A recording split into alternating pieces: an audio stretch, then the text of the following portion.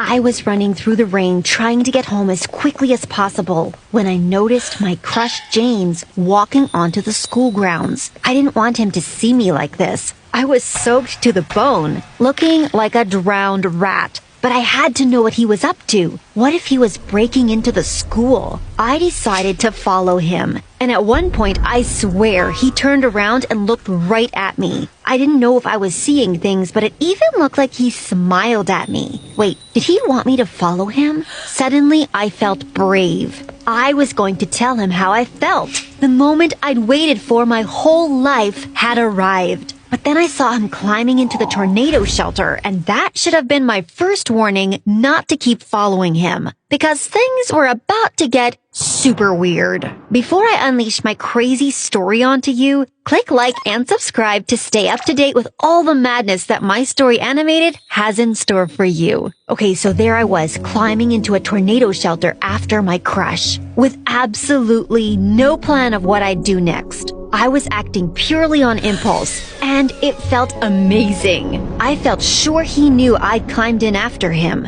but I couldn't see anything, so I used the flashlight on my phone and realized he'd already gone down the stairs. The rain was really pouring now, so I closed the lid. The last thing I wanted was to flood the shelter. Not on a special night like tonight. I'd never been this close to James before, just the two of us alone. Except we weren't alone. As soon as I closed the lid, I heard a girl's voice. No! I started panicking and decided this had been a stupid idea. I pushed the lid to climb back out, but it wouldn't open. No matter how hard I pushed it, it didn't budge. Oh my gosh, I was stuck.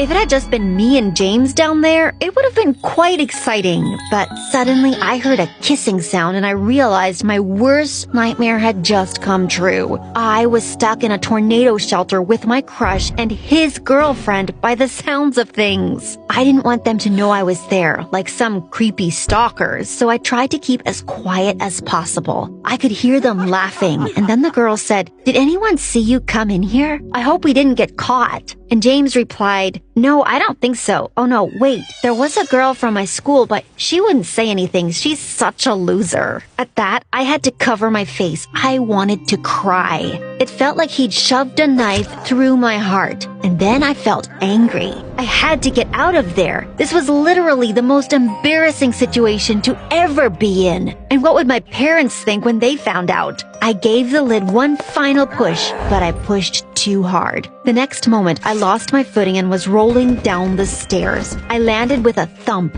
and blacked out for a second. When I opened my eyes, James and his girlfriend